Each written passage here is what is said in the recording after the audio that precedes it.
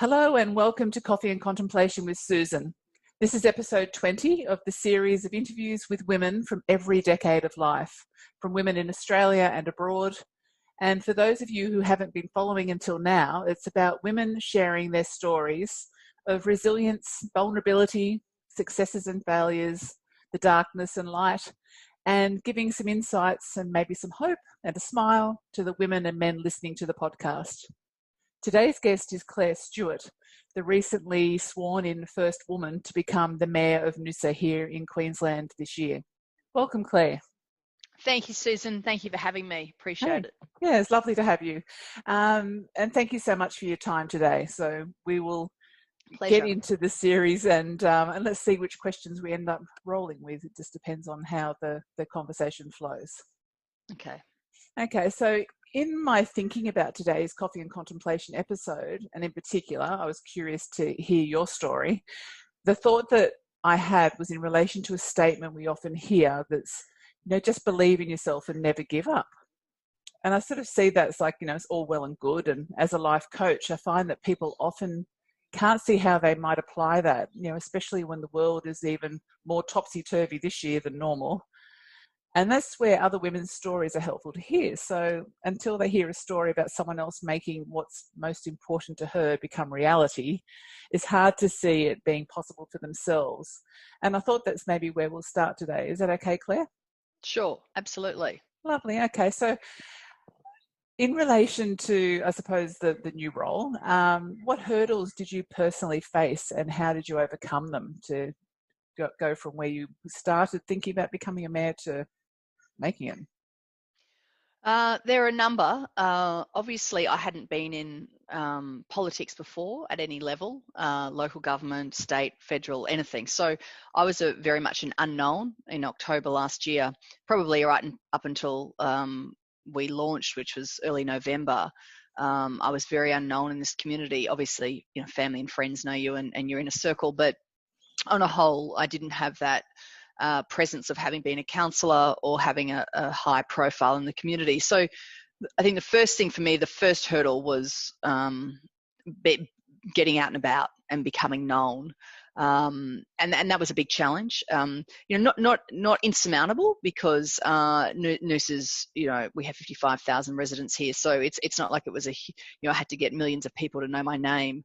But and I was running against an incumbent who had been the mayor for 4 years prior to that, a councillor, and off the back of bushfires, which were very high profile, and also coming into COVID, which didn't obviously happen until February, but still that was a big challenge. I think for me, physically, because of the accident that I had 20 years ago, campaigning was physically difficult. It is physically difficult for me to walk, to knock on those doors and to walk hours upon hours. So, I started off as a very grassroots campaign, walking up and down and it was hot. It was November, December in here in Noosa when I started doing it, just meeting the business community and walking up and down those main streets of sort of Tewantin, Karoi, Sunshine Beach, Peregian, all everywhere, Noosaville. So that was the challenges. There were physical challenges. There were the challenges of not being known.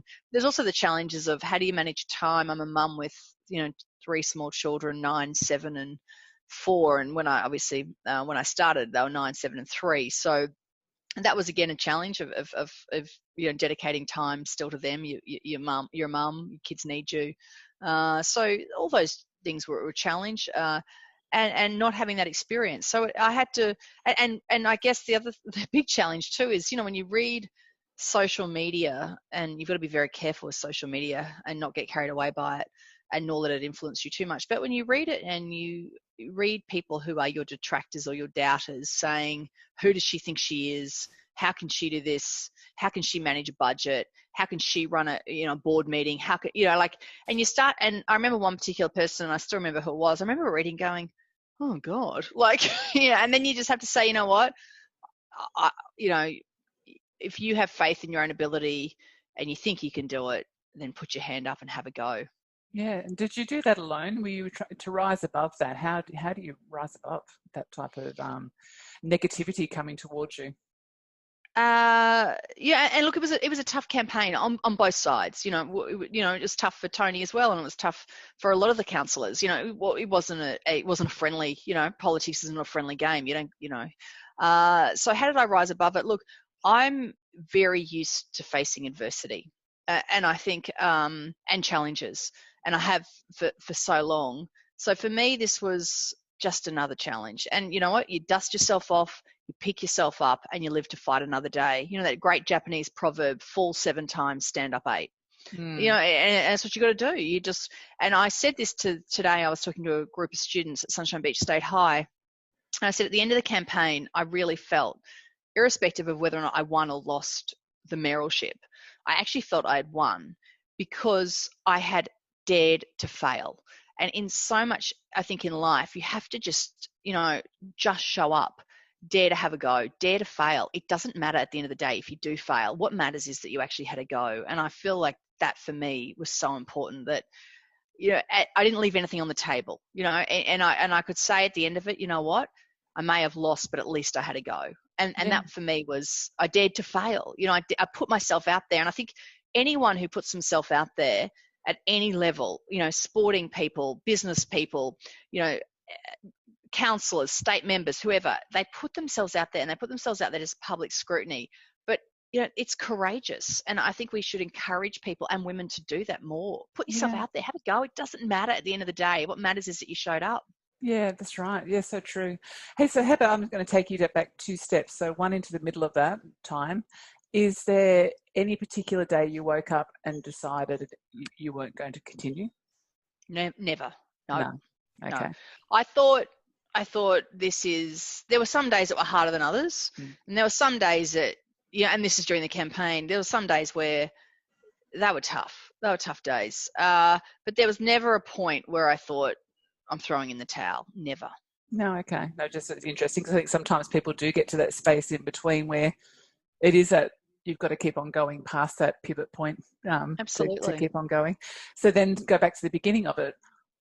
What conversation did you ever have with someone that said, I think what I'm going to do in 2020 is become the Mayor of Noosa? Where did it all start?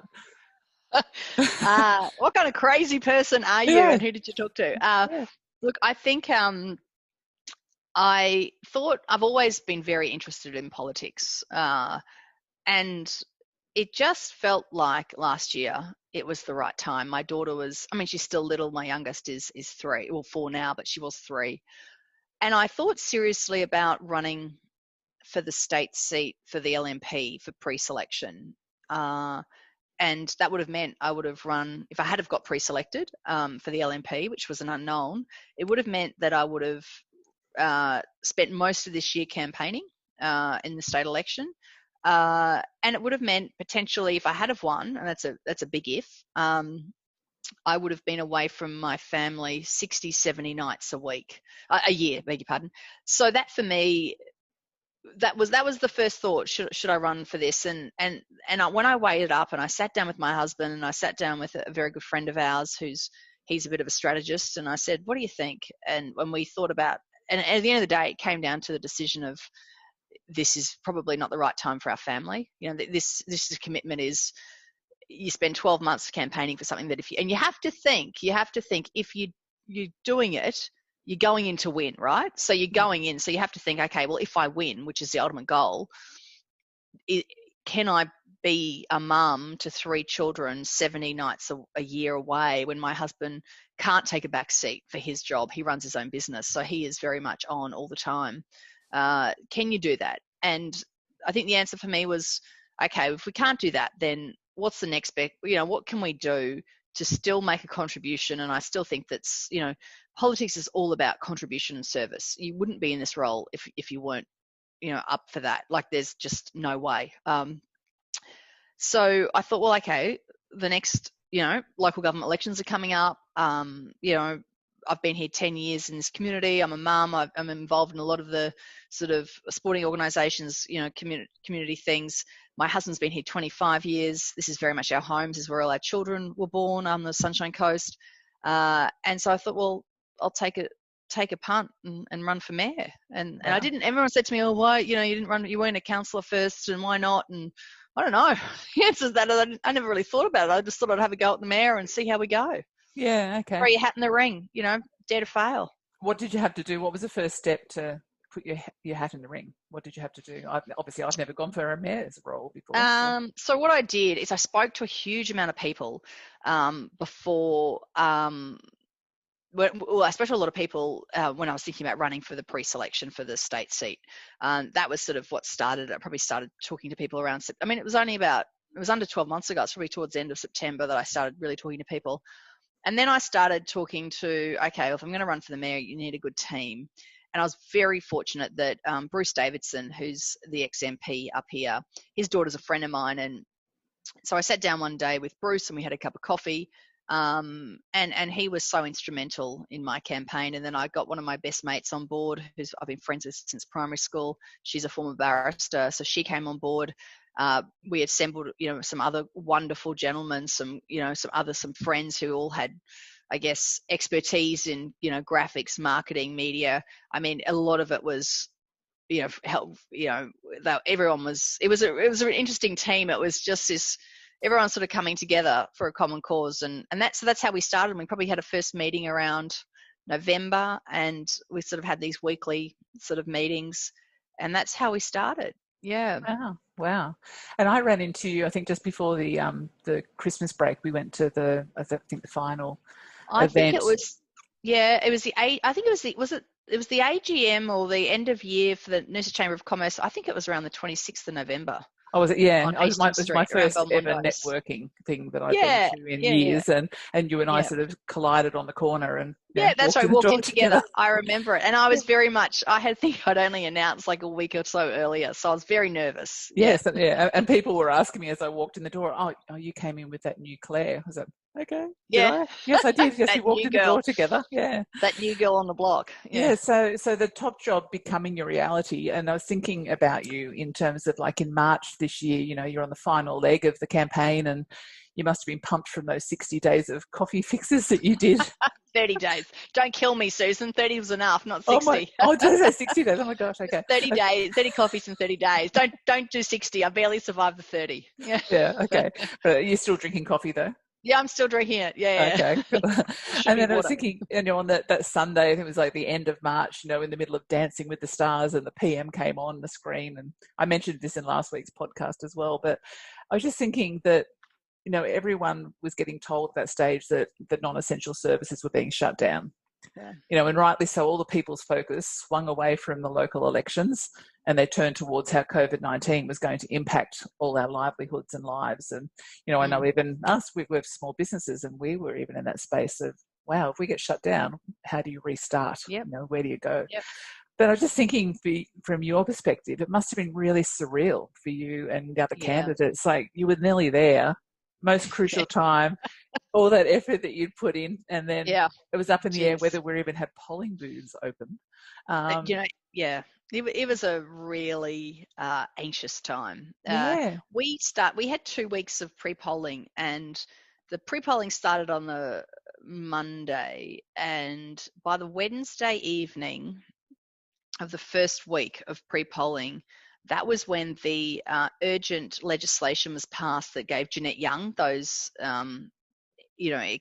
increased powers to potentially call off the election if need be. And I remember coming home that night, because we'd been polling late that night. It was till 9 o'clock or something. And I remember just coming home saying to my husband, we're going to get, I don't know if this election will go on. This urgent legislation's been passed. If this gets called off, I can't do it again. It's just this is just too tough. It's just, I could not go through another campaign. And they were talking then Mark Jamieson, I remember at the time, I think he was the LGAQ president, he still is. And I think he had flagged that if it was called off, it would potentially be March next year. And I just said to Cam, my husband, I said, I can't do this again in March. I've done it. I'm really at the end, we were on the downhill slide. So it was tough. And look, it wasn't just tough on me, it was tough on all the candidates. We changed away. And I think for someone like me who is a people person, I did well being at the polls, you know, being able to hand out or speak to people or say hello. That's my strength. My strength is people.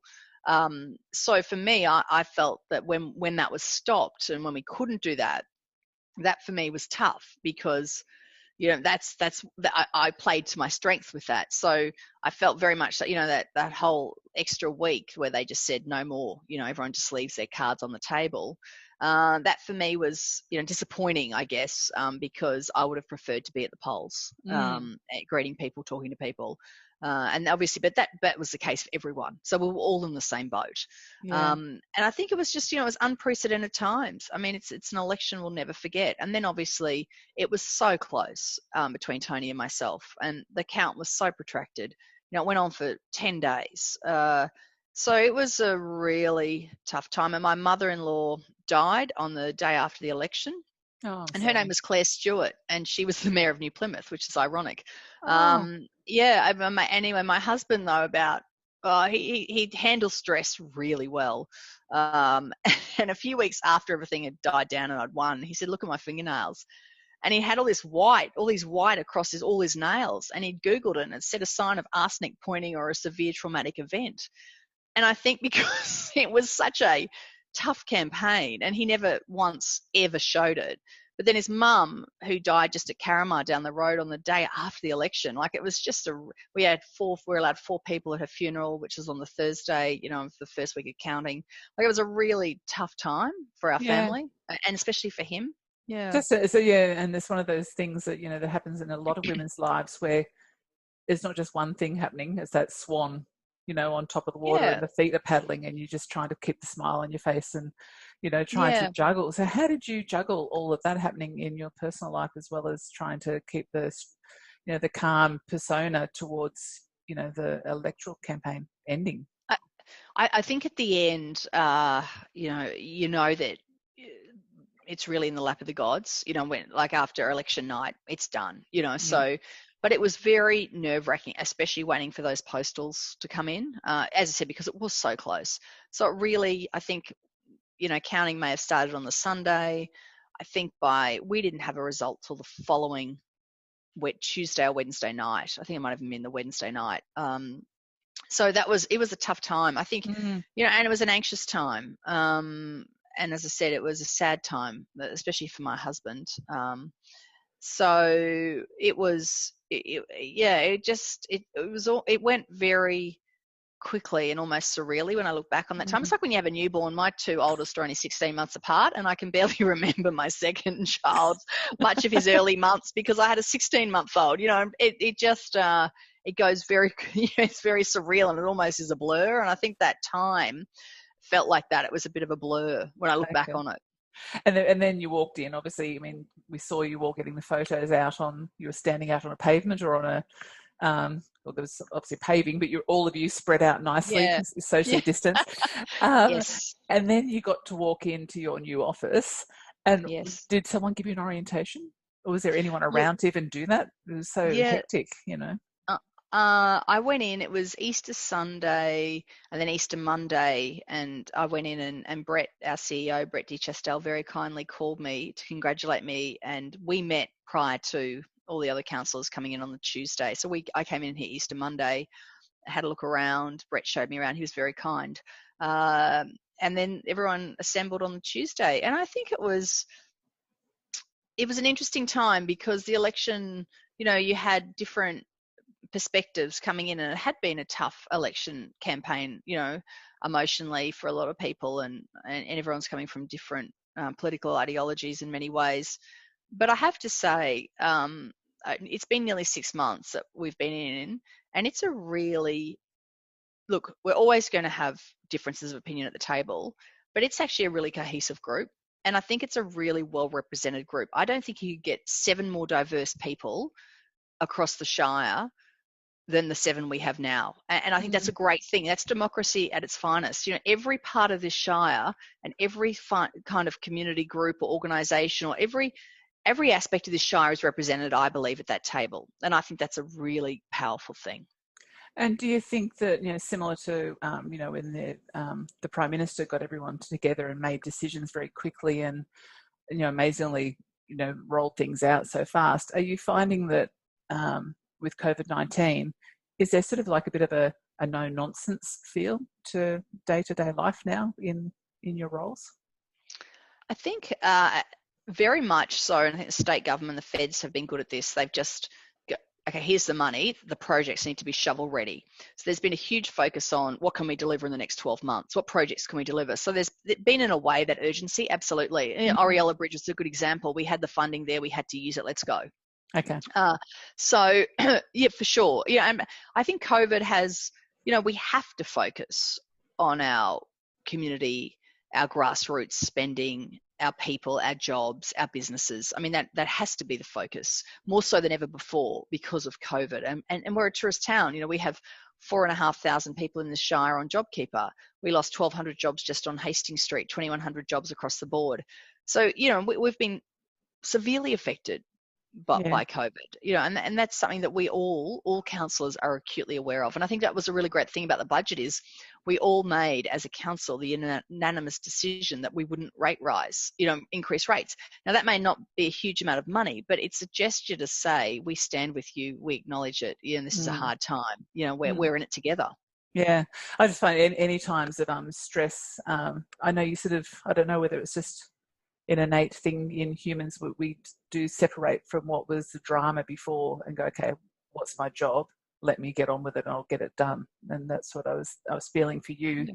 You've had to walk into a new job going, yes, here I am, but hold on, what's my job? Get on with it. Yeah. And people say, what's it like being a mayor in COVID? The answer is, I don't know the answer. I don't know what it's like not being a mayor in COVID. I've never been a mayor before. If Tony was sitting here, he'd have a different answer because he's been a mayor outside of COVID.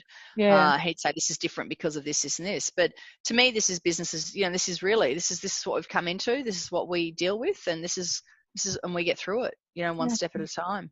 Do you ever have any like pinch me moments when you're actually sitting in a meeting or doing something you think my old life was back there in September last year?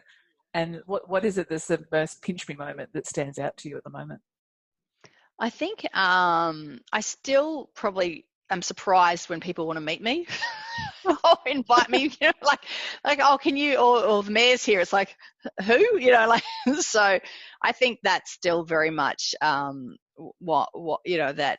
I don't feel, I still very much feel myself and the fact that I don't feel, the role has certainly not. It's a role that's I'm very proud to be in, but it's one that I do think you've got to be humble, and I think I've and to me there's no difference to me, Claire the mayor or Claire the mum. It's still me walking in, irrespective of the role that I may have, and I'm very conscious of maintaining that. Okay. So has there been any particular change to your life, though, that has been obvious, apart from obviously you're looking very smart in your wardrobe every day? I spend a lot of money on dry cleaning. Look, to be honest, I think probably, there's a bit of recognition on the street. So it's that, and I'm very aware that, to do the right thing in the sense of, people look to you at times to be a role model, and so to always, especially with COVID, don't go and hug everyone, like maintain that social distancing. Don't shake people's hands who that's been really hard for me to do, especially with really close friends, saying, look, I'm sorry, I just can't shake your hand or give you a kiss or a cuddle. So that's, I'm very conscious of, especially when I'm out in public, of doing the right thing. Because I think I need to, I think I need to be a leader. That's what leaders do. They do the right thing. You got to lead by example. Yeah, exactly. So that's probably the big thing, is just being more conscious when I'm out and about. But, I think the role, even if I hadn't have become mayor, the people I met and the community engagement I had during the campaign was so significant. And I'm so grateful and appreciative of all of, the people I met. I met some wonderful people who I wouldn't have met otherwise had I not run. And I think that's the same thing with the job. Like, I really like all the other councillors. I really like our CEO. I like the staff. Like, I've met some terrific people. Some, the business associations, the Chamber of Commerce, great people who I would never have met had I not stepped into this role. And I'm really grateful and appreciative of that. So that's a growth and contribution mixture, very nice for you in one, isn't it? That personal growth comes through that that connection with other people and contributing absolutely. to the greater good. Yeah, for sure. So if I asked this one last week for the first time, if heaven exists, what would you like to hear God say when you arrive at the pearly gates? Well, I do think heaven exists because I'm Catholic, so I'll state that. I think you left the world a better place than when you came into it. I think that's really important, that we make a contribution, that you made a contribution, and the gifts that you were given and the privileges you had, you made use of for the greater good. Okay, cool. They're very nice. And just in terms of, people sort of tend to look at, I think, women who are, successful in their roles, and, obviously there's been a lot of focus on you. And I was just thinking, in terms of, every woman that's good at stuff, there's also something that, you're not very good at. So I was just thinking, what are you not very good at? I'm not very good at many things. The first would be jogging, which is always a bit of a laugh. I can't run anymore. But singing I'm terrible. I'm a terrible singer. And I'm not a good, a friend of mine once said to me, "You're a really good dancer, now you can't move your feet." I think that probably sums up my dancing ability. And I'm also a terrible cook. So, I mean, the list goes on, but they're probably the ones that come to mind the most. Oh, okay. So you maybe got yourself out of at least the cooking now too, with I'm the terrible. busier I'm role. a very basic cook. Yeah. Basic. Oh no. Do you have any particular sort of mantra or incantation or quote that gets you by in hard times? Yeah, I've got a few. I'm a quote person. Okay. So I think, I said this, I think it's the great thing. Robert Frost once said, "In 3 words, I can sum up everything I've learned about life. It goes on." I think that's a really good one. That no matter, what's happening or what we're facing, life goes on. And I think, my mother's words to me all those years ago, she said, after the accident, she said, "It's not the accident that will define you, but what you do with it and where you go from here." And I think that's really important. That we're not defined by our adversity. We often, that we just pick ourselves up and shake ourselves off and off we go. Yeah. So, I mean, that's a big one for me. This too shall pass. That's a really good one. I really like that one. But there's life. Oh, one of my great ones is, "Life is mostly froth and bubble. 2 things stand like stone: kindness in another's trouble, courage in your own." Someone wrote that to me on a card when I was in hospital. I've never forgotten it. It's a powerful one. Yeah. Wow. But there's a heap of quotes. The big one is, it's probably not so much. I love quotes and I use them all the time. But it's more about those life lessons and those words. Don't be defined by your adversity. One of my girlfriends said to me after, "You're so much more than your injuries." That's a really powerful one. Don't focus on the negative, focus on the positive, and dare to fail. At the end of the day, have a go. I've got the trademark. I own the Australian trademark for the words "just show up," because that's so important in life. Is just show up, have a go. 80% of success is showing up. I'm a great believer in that as well. I think I've got, actually, when I first started this podcast, I had on a post-it note, "Dare to suck, first is worst." So yeah, absolutely. Just do it. Just got to walk in, Yeah, just do it. Just show up, dare to fail. That's the big one for me, and that's, I think, a really powerful thing for all our young people. I'm worried if I don't, I won't win the race, or I might come last, or I can't do it, or I might fail that test. It doesn't matter. What matters is you had a go and you tried your best. Yeah. And I mean, and that's even in terms of, I suppose, all that you talked about earlier on with that social media. It's so hard on the young people that they're watching so much on there and judging themselves against other people. But have you got any words that you'd recommend to them about that? Yeah, look, I saw Casey Edwards, and she's a great writer, and she did a presentation. We were at the Somerset Story Fest together last year, talking about our books, and she gave this great presentation to young people on 5 things about social media, because she gets terribly trolled. And the 5 were, and I've got them written down, but it was like, does that person matter to you? have they had a go? You know, is that one of the 5 people who you actually value their opinion? And these 5 questions that you ask yourself that you think, no, well, forget about it. What are they to you? You know, so I think it's a really good thing is you're always going to have your detractors and your haters and your people who, no matter what you do.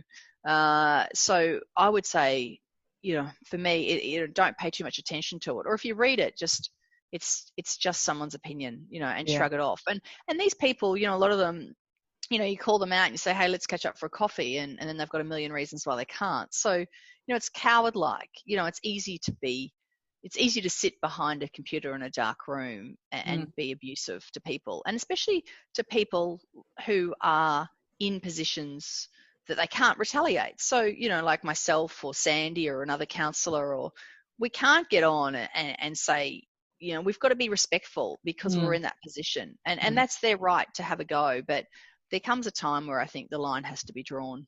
Yeah.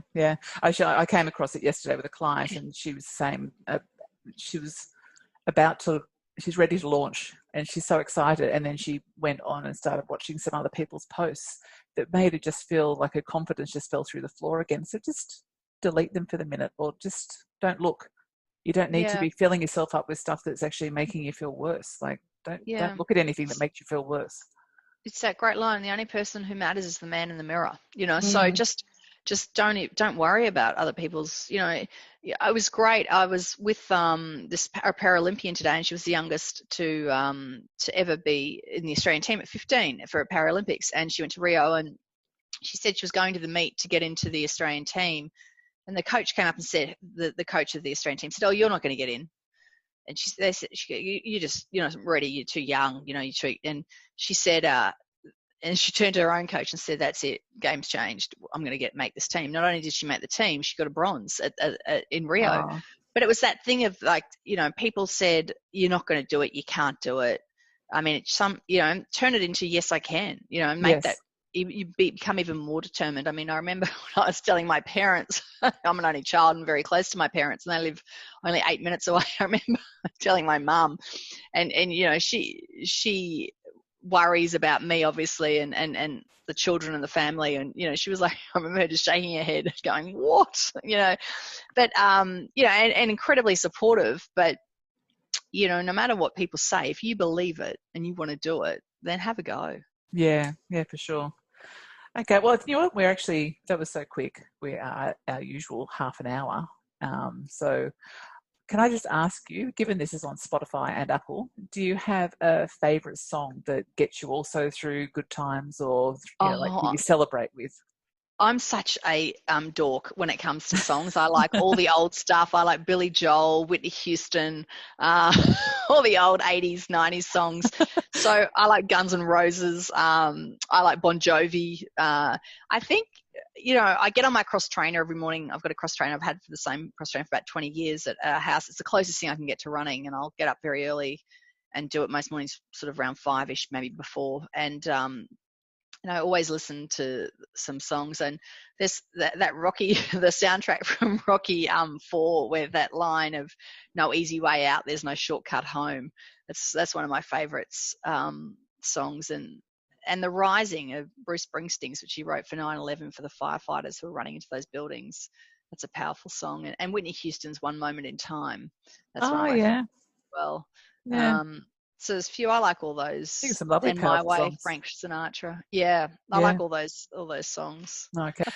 So Claire, I just want to say thank you again. You know, that was a very easy chat, and we could have chatted longer, but I know that you know, the series is about having sort of a half an hour type of chat, and I think, you know, women will get something or lots of things from what you shared today. And it's not just women listening too, as I've said, there's men listening, and I'm seeing them making changes, which is pretty amazing. That, you know, someone listens to one part of a woman's story will make a change in their life, and I think that's the point of these conversations. And yeah, we'll continue on, but I just want to say thank you. And my pleasure. Thank you for having me, Susan. I appreciate it. Yeah, and we might have a coffee and stop one day and chat rather than wave at each other as we're getting coffees and walk off. That's right. It's nice to see you. Thank you very much for having me. I appreciate it.